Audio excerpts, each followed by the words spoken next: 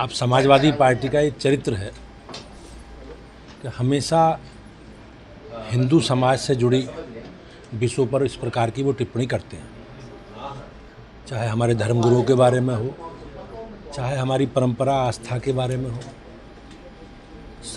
उनकी सरकारों के समय किस प्रकार से कांवड़ यात्रा को लेकर प्रतिबंध लगाए जाते थे, कांवड़ यात्रा को बाधित करने का प्रयास होता था।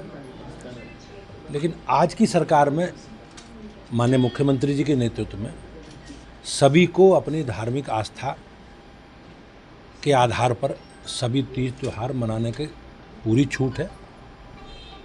सरकार ने सभी त्योहारों को, चाहे किसी भी समुदाय संप्रदाय के हों, सब लोग शांतिपूर्वक अपनी आस्था के अनुसार तीज त्योहारों को मनाए, इसके लिए सरकार ने सारी व्यवस्थाएं की हैं। जहाँ तक कांवड़ यात्रा का विषय है, कांवड़ यात्रा करोड़ों लोगों की आस्था से जुड़ा विषय है और हमारी सरकार ने उस भावनाओं को, आस्थाओं को ध्यान में रखते हुए कांवड़ यात्रा सुरक्षित बगैर किसी विवाद के संपन्न हो सके, इसके लिए सरकार ने समूची व्यवस्था की है। जगह जगह लेकिन जो तस्वीरें आ रही कई जगह पे उपद्रव की, मारपीट की, उसको लेकर तमाम निश्चित रूप से अगर कोई कानून अपने हाथ में लेता है तो सरकार विधि सम्मत सबके खिलाफ कार्रवाई करेगी। प्रदेश में कानून का राज है और अराजकता करने की अनुमति किसी को नहीं है। क्या आपको ये नहीं लगता है कि कांवड़ियों को बदनाम करने की कोई साजिश हो सकती है, ये इस तरीके की चीज़ें? ये तो पुलिस जब जांच कर रही है तो जांच के बाद ही सारी चीज़ें आ पाएंगी, मैं उसमें अभी कुछ नहीं कह सकता। लेकिन जिस प्रकार से समाजवादी पार्टी के द्वारा इस पूरे धार्मिक आयोजन को विवादित करने का प्रयास किया जा रहा है, तो हो सकता है इसमें कहीं ना कहीं षड्यंत्र भी हो। अगले इंडिया गठबंधन की मीटिंग होने जा रही है, क्या कहेंगे? अब ये स्वार्थी लोगों का गठबंधन है। लोकसभा चुनाव के बाद जितने भी विधानसभा चुनाव हुए, चाहे दिल्ली का चुनाव हो, कहाँ था इंडिया गठबंधन? आप हरियाणा में विधानसभा चुनाव हो तो कहाँ था एनडीए गठबंधन? तो ये लोग स्वार्थ और मौका परस्त लोगों का गठबंधन है। ये बेमेल गठबंधन है, कोई वैचारिक समानता, वैचारिक मेल में नहीं है। ये लोग स्वार्थी लोग हैं और प्रदेश और इस देश की जनता इनके चरित्र के बारे में सब जानती है और इनके लिए निगेटिव एजेंडा बार बार नहीं चलता जी।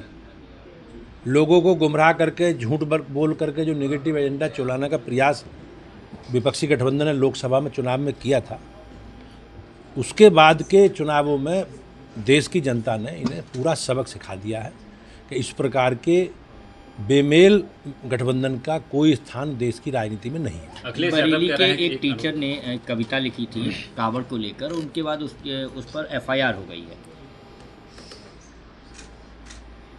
हमें किसी भी धर्म मत संप्रदाय की धार्मिक भावनाओं को ठेस नहीं पहुंचानी चाहिए। देश में बड़ी संख्या में लोग अपनी आस्था, परंपरा और विरासत के आधार पर अपनी दिनचर्या आगे बढ़ा रहे हैं और हमारी सरकार ने सभी धर्मों के सम्मान करने की बात कही है। लेकिन एक ट्रेंड है जिस प्रकार से एक विशेष मत संप्रदाय को लांछित करने का काम सदियों से लोग करते रहे हैं। लेकिन आज की जो स्थिति है, आज की सरकार ने इस प्रकार के सभी गतिविधि को प्रतिबंधित करके उनके खिलाफ कार्रवाई सरकार कर रही है। अखिलेश यादव कह रहे हैं कि हमारी सरकार आएगी तो कांवड़ियों के लिए कॉरिडोर बनाएंगे।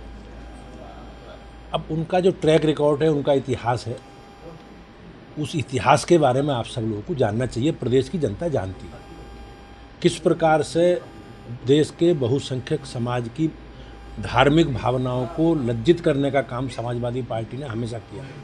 चाहे अयोध्या में राम मंदिर से जुड़ा विषय हो, चाहे कांवड़ यात्रा हो, जितने भी धार्मिक आयोजन बहुसंख्यक समाज के, किस प्रकार से समाजवादी पार्टी के नेताओं के बयान हिंदुओं के बारे में, हिंदू धर्मगुरुओं के बारे में, साधु संतों के बारे में जिस प्रकार की नकारात्मक टिप्पणी, और हमारे जो धार्मिक ग्रंथ है रामायण महाभारत, उनके बारे में जिस प्रकार से टिप्पणी वो करते रहे, तो ये उनका चरित्र समाज में सनातन विरोधी है, ये जग जाहिर है। तीसरी पंचायत चुनाव की तैयारियां चल रही हैं और इस बार ये भी मांग उठ रही है कि डायरेक्ट जो जनता है वो चुने ब्लॉक प्रमुख। अब ये तो सरकार इस विषय में कुछ बता सकती है, मुझे इसकी जानकारी नहीं है।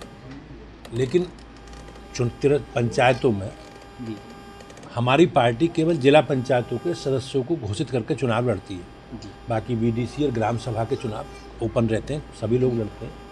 तो हमारी पूरी तैयारी है संगठन की दृष्टि से भी, और पार्टी ने पूरे चिन्हित करके सारे विषयों को तय करके जैसे चुनाव की अधिसूचना लगेगी और आरक्षण के बाद कार्यक्रम जारी होगा, हम लोग अपने प्रत्याशी घोषित करेंगे। अध्यक्ष जी, यूपी के अध्यक्ष की कब तक घोषणा होने जा रही है? अखिलेश यादव कह रहे हैं कि इन पार्टी के पास लगता है नेताओं की कमी है, तभी अध्यक्ष नहीं घोषित कर रहे हैं। अभी आपने देखा होगा माननीय गृह मंत्री जी ने एक संसद में एक बयान दिया था, बोला था अखिलेश जी के बारे में जी कि हमें 12-15 करोड़ लोगों में से लोकतांत्रिक तरीके से एक प्रक्रिया करके अपने संगठन की रचना को आगे बढ़ाना। तो आपने देखा होगा हमने पिछले साल 2024 में शायद अगस्त सितंबर में साधारण संस्था प्रारंभ की, तो उत्तर प्रदेश में 2.5 करोड़ से ज़्यादा लोगों के साधारण सदस्य बने। उसके बाद हमने एक्टिव मेंबरशिप प्रारंभ की, तो बड़ी संख्या में लोग सक्रिय सदस्य बने हैं। 1,62,000 में स्थानीय समितियों में लगभग 1,50,000 से अधिक हमारी स्थानीय समिति बनी है। 1918 मंडलों में से लगभग 1700-1750 मंडल बन गए हैं, और उसके बाद फिर 70 जिलाध्यक्ष घोषित हुए हैं। 98 में से 70 जिलाध्यक्ष घोषित हुए। पार्टी की ये मंशा है कि सर्वव्यापी सर्वस्पर्शी हमारा संगठन बने, तो उसके लिए कुछ सामाजिक राजनीतिक कारणों से कुछ जिले रुके हैं अभी। अध्यक्ष जी, जो स्कूलों लेकिन प्रदेश चुनाव के लिए तैयार है। केंद्रीय नेतृत्व जब चाहेगा, हमने अहर्ता पूरी है हमारी, और केंद्रीय नेतृत्व पर तुरंत एकदम प्रदेश अध्यक्ष का चुनाव हो जाएगा।